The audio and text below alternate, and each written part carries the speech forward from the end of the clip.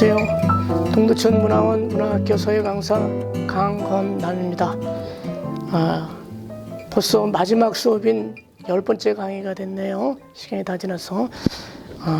여러분들 결구법에는 글씨 쓰는 법칙에는 10가지가 있는데, 물론 더 세분화하면 더 많지만 제가 크게 10가지로 나눴는데, 시간 관계상 여러분들 간격 맞추는 간가법, 중심 맞추는 중심법, 그렇게 2가지밖에 강의를 못했습니다.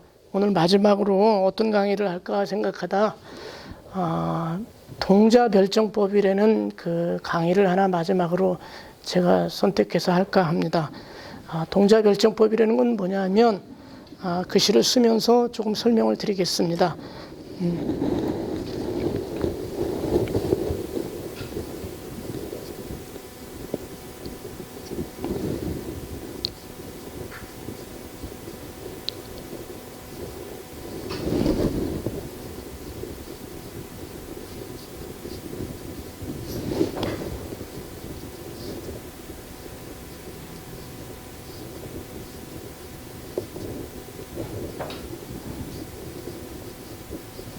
우리 글 쓰는 사람들이 동자별정법, 그럼 무슨 얘기냐면 자세가 같으면, 모양이 같으면 뜻을 다르게 해주는 법칙이다, 그런 얘기인데, 뭐냐면 우리가 글을 쓰다 보면 한 글자를 쓸 때, 또는 여러 글자를 쓰다가 같은 자가 여러 자가 올 때 모양을 좀 변화를 준다든가, 그런 거를 우리가 동자별정법 그럽니다. 그래서 여러분들이 앞에서 배우신 간가법이라든가, 간격 맞추는 게 간가법이라 그랬죠. 중심 맞추는 중심법, 이런 것도 적용을 해야 되겠지만, 이 동자별정법도 잘 좀 염두에 두셔서 같은 획이 겹칠 때는 모양을 좀 달리 해주시는 거로 그렇게 연습을 하셨으면 좋겠습니다. 그래서 동자별정법이 들어가는 글자를 몇 자 한번 예를 들면서 설명을 드리겠습니다. 우리가 글을 쓰다 보면 기를 양자를 한번 설명을 드릴까요?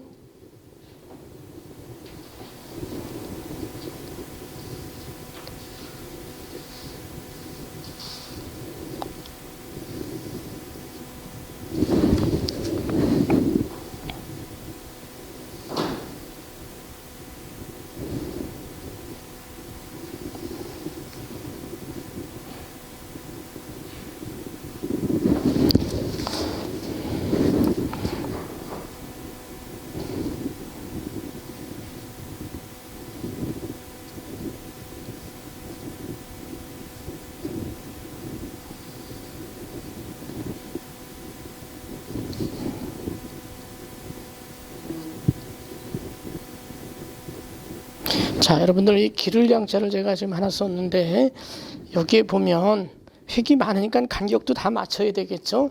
그럼 뭐를 지금 동자별정법이라 하냐면, 우리가 요 안에 있는 어질 양자를 만약에 따로 한자를 쓴다 하면 아마 이렇게 쓰셔도 되지만 이런 식으로 아마 쓸 수 있겠죠.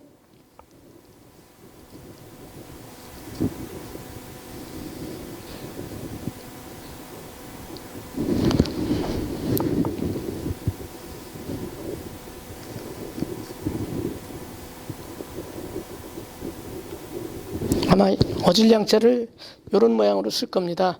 근데 지금 이 기를 양자에서는 위에 이렇게 책이 오기 때문에 밑에 오는 이 책을 점으로 양보해 준 거죠. 모양을 다르게. 한 글자에 책이 2개가 겹칠 수가 없으니까 하나는 점으로 처리해 준 거죠. 이런 거를 우리가 동자별정법이다, 이렇게 얘기합니다. 그런 자가 또 뭐가 있을까요?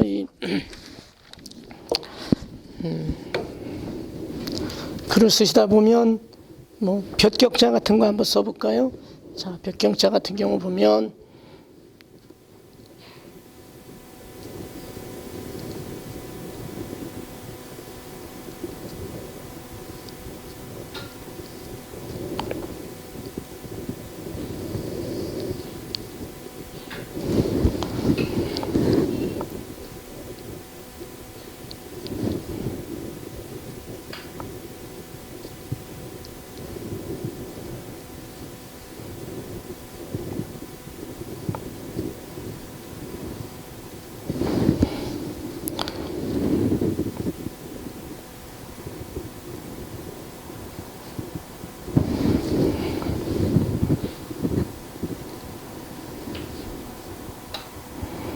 자, 여기 여러분들 보면 볕경차 같은 경우는 간격도 맞춰야 되겠지만 이 아래 위에 입구가 두 개가 옵니다. 그래서 보면 위는 붙여줬고 아래는 좀 띄워졌죠. 여기는 이 위에 부분이 내려왔고 여기는 밑에 나갔죠. 이렇게 서로 모양이 올 때 조금씩 변화를 주는 거, 이런 걸 동자별정법이라 그러죠. 자, 이런 자 말고 또 뭐가 있을까요? 지금은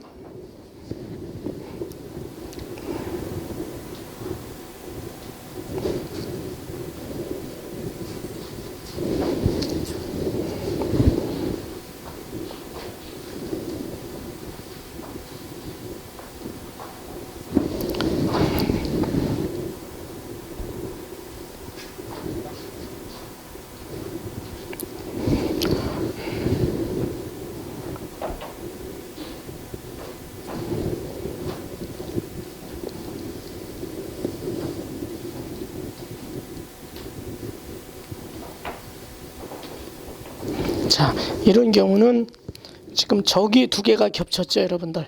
적이 이럴 때는 적의 모양을 조금 달리 해주는 거, 이런 것도 동자별정법에 해당됩니다. 네. 또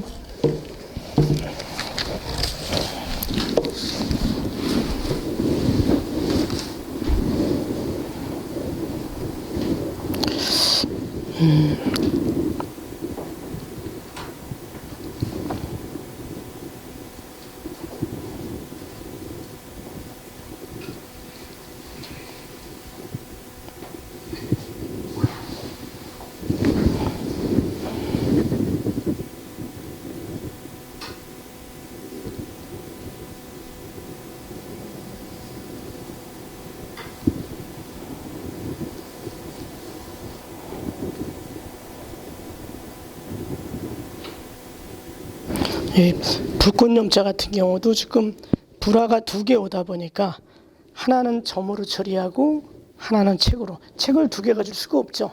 이런 거를 우리가 동자별정법 그럽니다. 염자 한번 다시 써볼까요?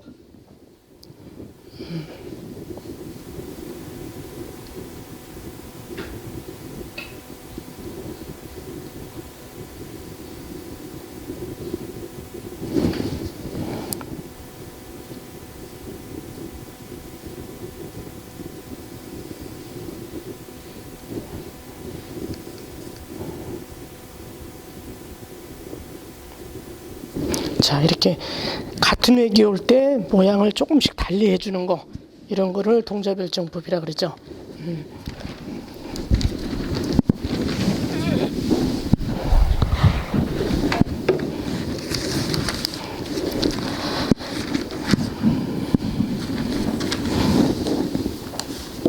자, 아까는 책과 적에 대해서 변화가 있는 동자별정법에서 설명을 드렸는데요.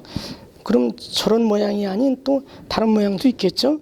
또 어떤 모양이 있을까요? 이 본받을 효자 같은 경우도 한번 같은 얘기겠죠? 이렇게.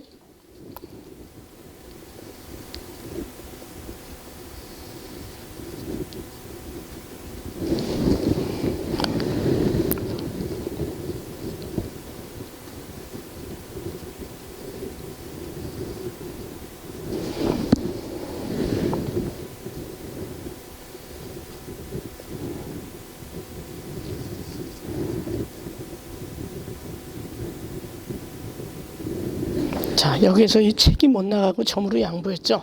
이런 경우도 있겠고요. 또 뭐가 있을까요? 우리가 글 쓰다 보면 여름화자 같은 경우 한번 써볼까요?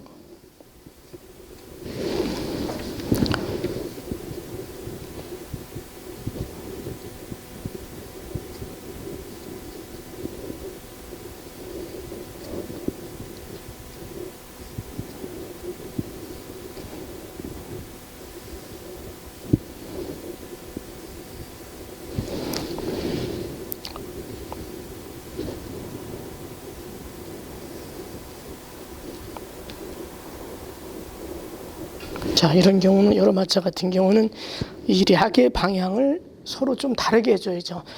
글씨 쓰다가 보면 삐침이 탁이 세게 온다든가 이렇게 약이 겹쳐서 올 때는 방향을 조금씩 달리해 주시는 게 좋습니다. 그런 일은 뭐가 있을까요? 뒤우자 같은 경우도 같은 얘기겠네요. 이렇게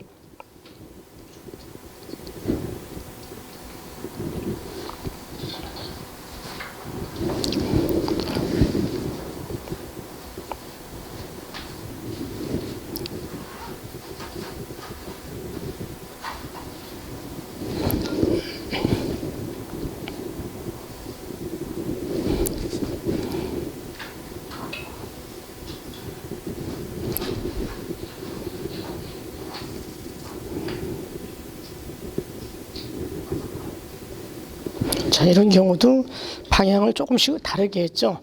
이런 경우를 우리가 동자별정법 이렇게 얘기합니다. 예제를 하나 더 들어볼까요?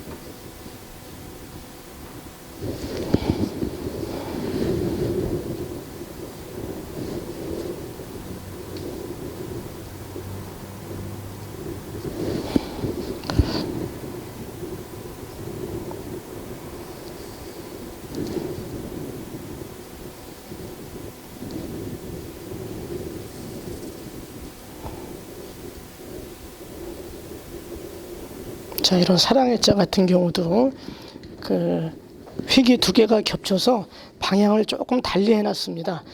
이런 게 다 동자별정법의 한 자다 이런 얘기죠. 그러니까 여러분들 글씨 쓰시다가 모양이 올 때 방향을 좀씩 달리 해주시는 거 이런 걸 좀 꼭 염두에 두셔서 쓰실 때 참고로 꼭 해주셨으면 좋겠습니다. 자, 여러분들 지금 동자별정법에 대해서 좀 설명을 드렸는데 한 가지 더 설명을 좀 드리겠습니다. 우리가 글씨를 쓰다 보면 양보하는 게 있는데 그거를 우리가 업양법 그립니다.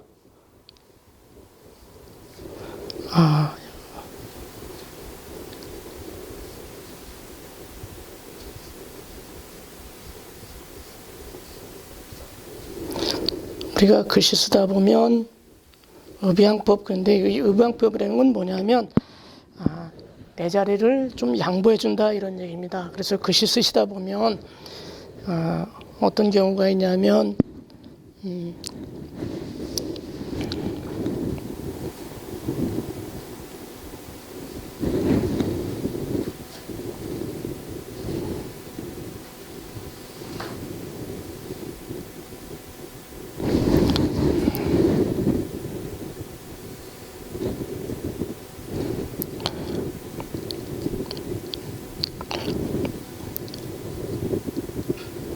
자, 여기 화할화자를 제가 하나 예를 들었는데 이 화할화자의 벼화자를 보면 원래 쓰시고 내려서 이 약과 책으로 이렇게 쓰셔야 되는데 옆에 입구가 오니까 이 늑도 여기에 짧게 나가고 양보해주고 책도 점으로 양보를 했죠. 우측임을 쓸 수 있게끔 이런 거를 저희가 업양법 그럽니다. 우리가 나무 목자 변이라든가 이런 게 다 해당이 되겠죠. 또 이거 말고 착할선자 같은 경우도 같은 얘기겠네요. 이렇게 측으로 하셔서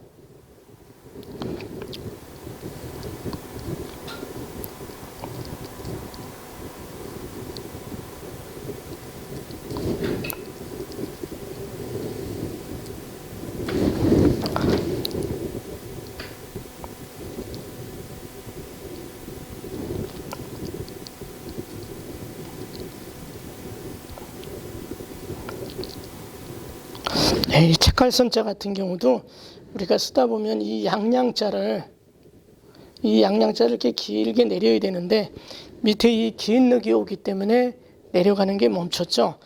이런 거를 우리가 업양법 그럽니다. 그래서 오늘 그 마지막 강의에서는 동자별정법과 업양법에 대해서 강의를 좀 했습니다. 다른 그 법칙이 몇 가지 있는데 시간 관계상 거기는 다음에 기회가 되면 또 한번 접하는 거로 하겠습니다. 이번 강의가 짧으나마 10강의로 나눠서 가장 한자의 기본이 되는 필법 14가지와 결구법 4가지에 대해서 짧게 설명을 했는데 여러분들 글씨 쓰시는데 조금이나마 도움이 됐으면 좋겠습니다. 자, 이번 강의는 여기까지 마치겠습니다. 감사합니다.